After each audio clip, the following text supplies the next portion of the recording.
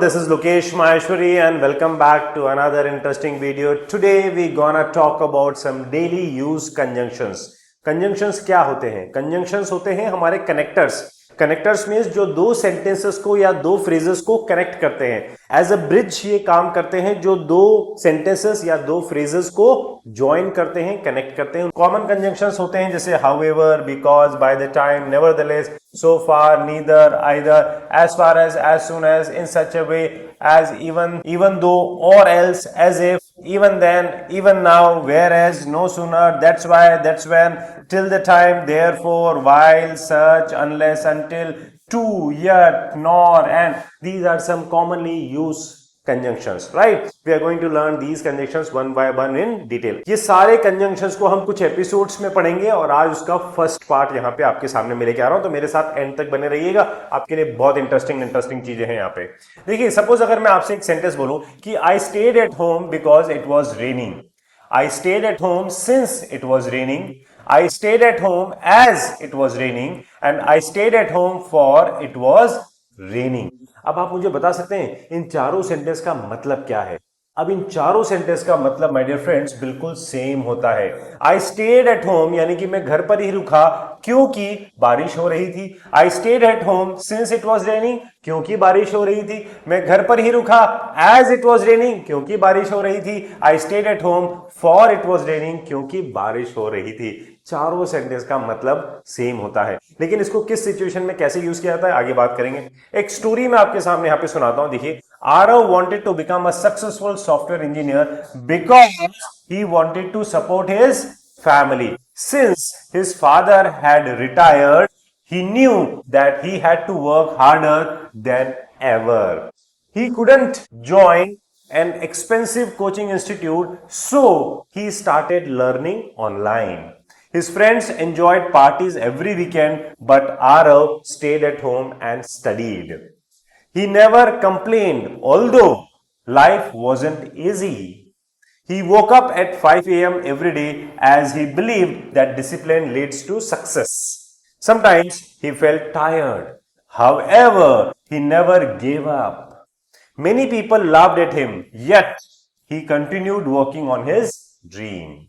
One day, he received a job offer from a multinational company for his dedication had impressed everyone. His parents became emotional because they knew their son's hard work had finally paid off.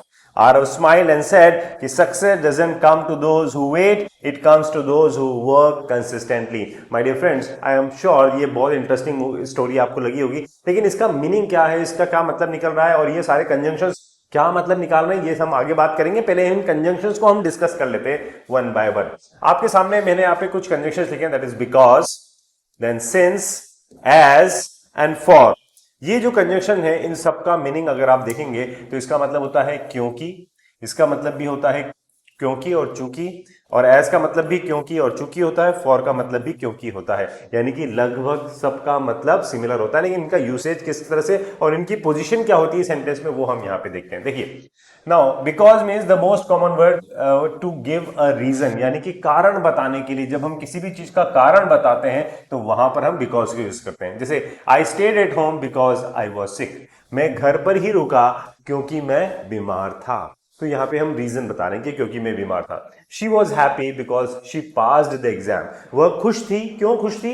तो यहाँ पे हम किसका answer दे रहे हैं? Y का answer दे रहे हैं कि क्यों खुश थी वो? Because she passed the exam, क्योंकि उसने एग्जाम पास कर लिया था. He couldn't come because his bike broke down. वह नहीं आ सका. क्यों नहीं आ सका या क्यों नहीं आ पाया वो? क्योंकि उसकी बाइक जो है वो खराब हो गई थी. His bike broke down. अब यहाँ पे ब्रेक डाउन का मतलब आप समझिए ना, कोई भी चीज जो गाड़ी जब खराब हो जाती है तो उसके लिए ब्रेक डाउन वर्ड हम यहाँ पे यूज करते हैं, खराब होना. तो his bike broke down. Got it? तो why का जब आंसर दिया जाता है तो वहां पर हम बिकॉज को यूज करते हैं. अब चूंकि, सिंस का मतलब हो गया चूंकि और क्योंकि. Now used when the reason is already known और ऑब्वियस, मतलब जहां पे रीजन पहले से ही पता है और बहुत ऑब्वियस से रीजन है, भाई हाँ ये तो होना ही था क्योंकि इस तरह से था. जैसे सिंस, अब देखिए इसकी पोजीशन जो है ना कहां पे आ रही है? स्टार्टिंग में आ रही है. सिंस की पोजीशन कहां आ रही है? स्टार्टिंग में आ रही है, ध्यान देने वाली बात है ये। Since it was Sunday the bank was closed, चूंकि वह संडे था तो बैंक बंद था। अब ये बहुत ऑब्वियस सी, बहुत नॉर्मल सा, मतलब नेचुरल सी बात है कि चूंकि वह संडे था तो इसलिए बैंक बंद था। तो यहां पे चूंकि से मतलब आ रहा है। Since you already know the answer please explain it, क्योंकि तुम्हें पहले से ही आंसर पता है। Now since you already know the answer, या चूंकि तुम्हें पहले से ही आंसर पता है, प्लीज एक्सप्लेन इट, यानी कि इसको एक्सप्लेन कर दीजिए, इसको समझा दीजिए। Since he was late he missed the meeting, क्योंकि वह लेट था इसलिए उसने मीटिंग मिस कर दी। तो यहां पर सिंस जो है वो कहां आता है, सेंटेंस के स्टार्टिंग में आ रहा है आपका। ये ध्यान देने वाली चीज है यहाँ पे। सिंस हम कहां यूज कर रहे हैं, स्टार्टिंग में यूज कर रहे हैं, और इसका मतलब चूंकि और क्योंकि से। It is use for the reason which is already known और obvious reason, right. Next is as. As मतलब क्योंकि, ये भी चूंकि के लिए आ रहा है। As is similar to since but it is little formal, ये थोड़ा सा फॉर्मल तरीके से, यानी कि ऑफिस कॉन्वर्सेशन में, रिटर्न में, वहां पर हम एज को ज्यादा यूज करते हैं। जैसे as it was getting dark we decided to leave. अब ये भी कहां पे आ रहा है, सेंटेंस के स्टार्टिंग में यूज हो रहा है as.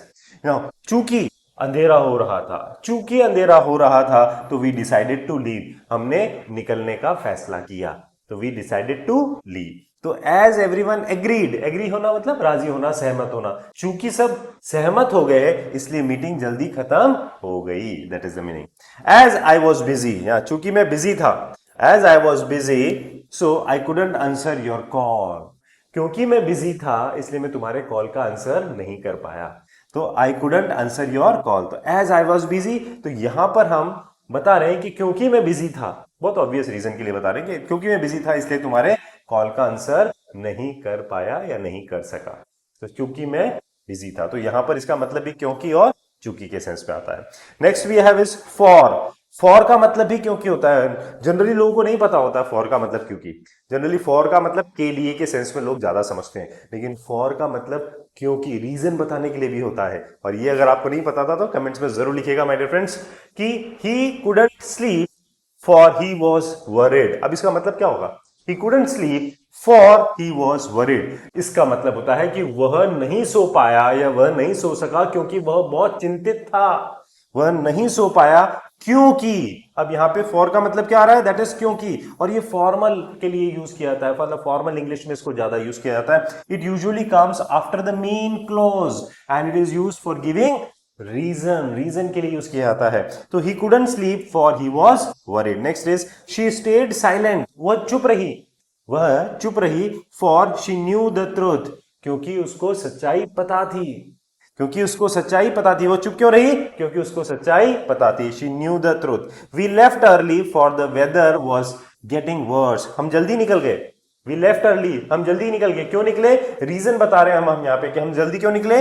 For the weather was getting worse, क्योंकि वेदर जो है, मौसम जो है वो खराब हो रहा था, ठीक है ना। तो यहाँ पे फॉर का मतलब भी क्या आ रहा है, दैट इज क्योंकि, यानी कि रीजन के लिए आ रहा है। Next we have is however, ये भी हमारी स्टोरी में यूज हो रहा था। हाउएवर यूज होता है हालांकि, फिर भी, लेकिन, और ये कॉन्ट्रास्ट को बताता है। सिमिलरली बट की बात करें तो बट भी होता है लेकिन, परंतु, किंतु, ये पर, किंतु के सेंस में यूज होता है। And it is also use to show contrast, ये भी कॉन्ट्रास्ट को बताता है।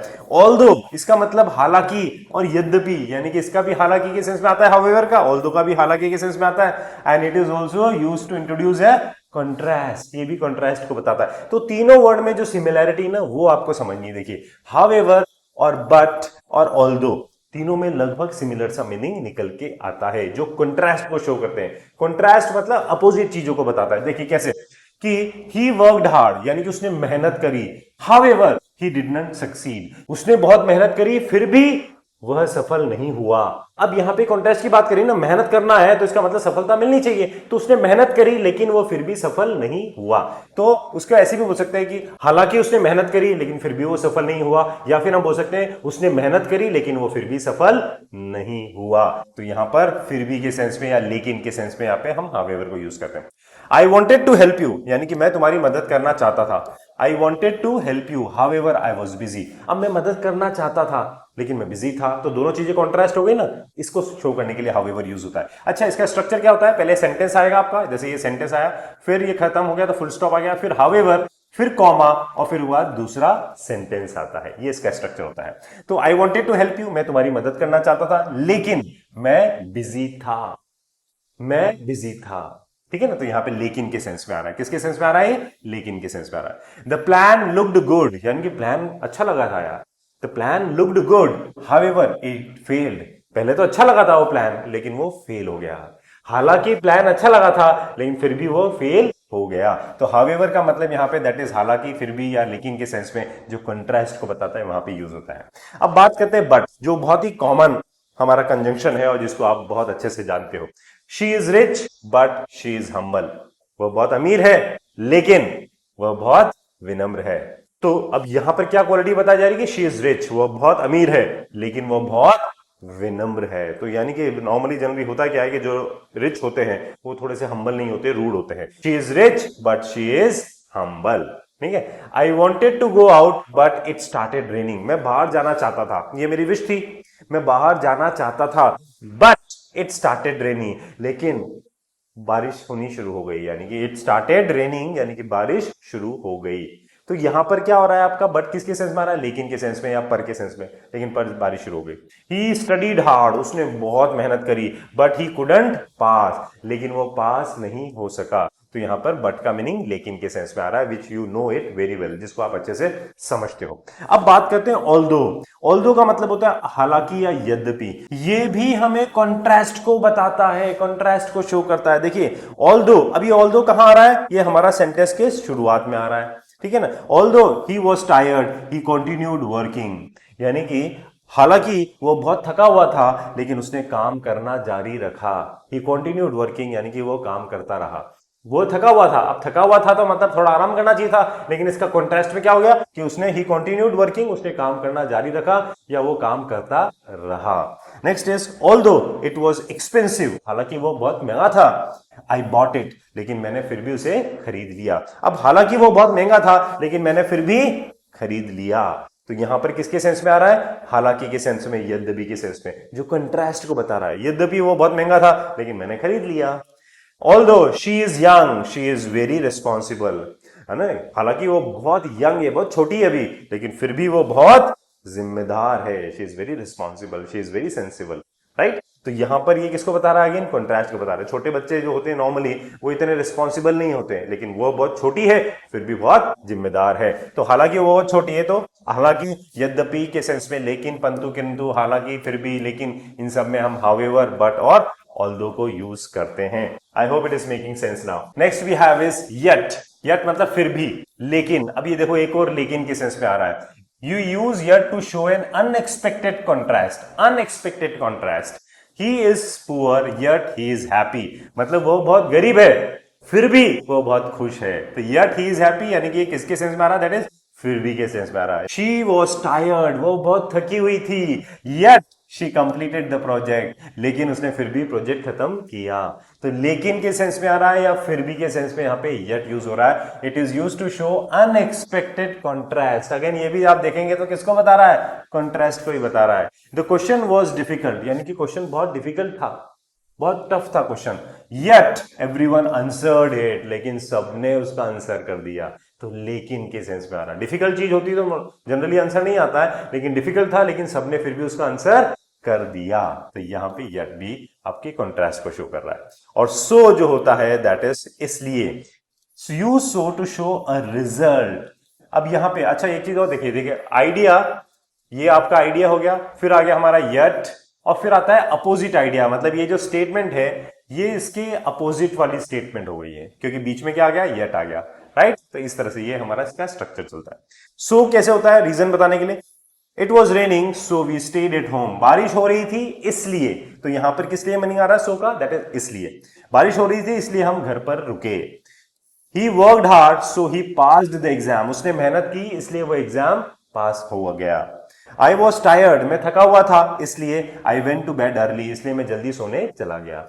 तो यहां पर इसलिए के सेंस में कि कोई भी रीजन जब हम बताते हैं ना, उसने गलती की थी इसलिए उसने झूठ बोला, उसको मेरी जरूरत थी इसलिए उसने मुझे कॉल किया। तो जब वहां पे रिजल्ट को बताते हैं हम वहां पे, तो वहां पे सो यानी कि इसलिए को यूज करते हैं। I hope it is clear, ठीक है ना। अब हम आते हैं आपकी स्टोरी पे, जिसकी स्टोरी की हम बात कर रहे थे। इस स्टोरी के बारे में बात करते हैं। देखिए, Aarav wanted to become a successful software engineer. Aarav जो है एक सफल सॉफ्टवेयर इंजीनियर बनना चाहता था। ये वांटेड टू का मतलब क्या हो गया, आपकी पास्ट विश थी उसकी, कि ऐसा करना चाहता था। Because he wanted to support his family, क्योंकि वो अपनी फैमिली को सपोर्ट करना चाहता था। अगेन वॉन्टेड टू आ रहा है, पास्ट विश को बता रहा है कि अब यहां पे मीनिंग क्या आ रहा है बिकॉज का, दैट इज क्योंकि। क्यों बनना चाहता था वो सॉफ्टवेयर इंजीनियर, क्योंकि वो अपनी फैमिली को सपोर्ट करना चाहता था। Since his father had retire, अब यहां पे सिंस आ गया, चूंकि। अब यहां पे सिंस का मतलब क्या आ गया, दैट इज चूंकि। चूंकि उसके फादर जो है वो रिटायर हो गए थे, His father had retired, he knew he had to work harder than ever, यानी कि उसको पता था कि उसको पहले से ज्यादा मेहनत करनी है। So that is, he couldn't join an expensive coaching institute. Now see, he couldn't, यानी कि वह expensive का मतलब क्या हो गया, महंगा। expensive मतलब महंगा, वो महंगा कोचिंग इंस्टीट्यूट ज्वाइन नहीं कर पाया। couldn't का मतलब नहीं कर सका, that is couldn't. expensive, so he started learning online. तो यहां पे so का मतलब क्या हो गया, इसलिए पढ़ा ना हमने, इसलिए रिजल्ट को बताने के लिए। सो ही स्टार्टेड लर्निंग ऑनलाइन, इसलिए उसने ऑनलाइन पढ़ना शुरू किया। His friends enjoyed parties every weekend, उसके फ्रेंड जो है ना पार्टीज एंजॉय करते थे हर वीकेंड पर। But Aarav state at home and studied, लेकिन आरव जो है, अब यहां पे बट का मतलब क्या हो गया, लेकिन, कॉन्ट्रास्ट को शो कर रहा है। लेकिन आरव जो है घर पर ही रुका और उसने पढ़ाई करी and studied. He never complained, उसने कभी शिकायत नहीं करी। ही नेवर कंप्लेन्ड, नेवर मतलब कभी नहीं, और कंप्लेंट मतलब शिकायत करना। ऑल्दो लाइफ वॉजंट ईजी, यद्यपि, अब ऑल्दो का मतलब यहां पे क्या हो गया, हालांकि या यद्यपि, हालांकि या यद्यपि लाइफ जो है आसान नहीं थी। ही वोक अप एट 5 AM, अब इसका मतलब हो गया वो 5 बजे उठता था। And every day as he believed that discipline leads to success, यानी कि एवरी डे मतलब हर रोज, एज कि वो ये मानता था कि डिसिप्लिन जो है ना वो ही सक्सेस तक लेके जाती है। Discipline leads to success, discipline ही आपको सफलता तक लेके जाता है। Sometimes he felt tired, sometimes यानी कि कभी कभी वो थका हुआ होता था। हाउ एवर, अब ये कॉन्ट्रास्ट को बता रहा है, लेकिन फिर भी ही नेवर गेव अप, उसने कभी हार नहीं मानी। गेव अप का मतलब होता है हार मानना, तो ही नेवर गेव अप यानी कि उसने कभी हार नहीं मानी। मेनी पीपल लाव्ड एट हिम, बहुत सारे लोग उस पर हंसे, बहुत सारे लोगों ने उसका मजाक बनाया। यट, फिर भी, यट का मतलब क्या गया यहाँ पे, फिर भी। He continued working on his dreams, उसने अपने सपनों पर काम करना जारी रखा। ही कॉन्टिन्यूड, कॉन्टिन्यू का सेकंड फॉर्म हो गया, continued working on his dreams, उसने अपने सपनों पर काम करना जारी रखा। One day he received a job offer from a multinational company, एक दिन उसको जॉब ऑफर हुआ, कहां से, मल्टीनेशनल कंपनी से। अब देखिएगा यहां पे, for his dedication had impressed everyone, अब यहां पे फॉर का मतलब क्या आ रहा है, क्योंकि, क्योंकि उसकी डेडिकेशन ने, डेडिकेशन एंड डिवोशन मतलब उसके समर्पण ने सबको बहुत प्रभावित किया था। फॉर हिज डेडिकेशन, क्योंकि उसके समर्पण ने सबको बहुत इंप्रेस किया था, राइट। तो फॉर का मतलब क्या आ गया यहाँ पे, क्योंकि के सेंस में, रीजन बता रहे हैं हम यहाँ पे। हिज पेरेंट्स बिकेम इमोशनल, उसके पेरेंट्स बहुत इमोशनल हुए, because they knew their son's hard work had finally paid off, क्योंकि उनको पता था, यहां बिकॉज का मतलब भी क्या हो गया, दैट इज क्योंकि के सेंस में। Because they knew their son's hard work had finally, finally मतलब आखिरकार, पेड ऑफ यानी कि जिसको हमें रिजल्ट मिला। पेड ऑफ का मतलब क्या होता है, जिसका रिजल्ट मिला हमें। His hard work had finally paid off. Aarav smiled and said, Aarav मुस्कुराया, उसने कहा, success doesn't come to those who wait, success उनको नहीं मिलती है जो इंतजार करते हैं। It comes to those who work consistently, ये उन तक आती है जो कंसिस्टेंटली, लगातार काम करते रहते हैं, right. Yes my dear friends, I hope कि ये सारा कंसेप्ट आपको क्लियर होंगे। ये कंजक्शन की जो फर्स्ट सीरीज हमने यहाँ पे शुरू की है, ये जो फर्स्ट एपिसोड आज आपने देखा है, आई होप कि ये सारे वर्ड्स, ये सारे सेंटेंसेस आपको बहुत यूजफुल होंगे आपकी फ्लुएंसी को इंप्रूव करने के लिए। तो my dear friends, keep learning and keep practising. और अगर आप अपनी फ्लुएंसी को और डेवलप करना चाहते हैं और आप हमारा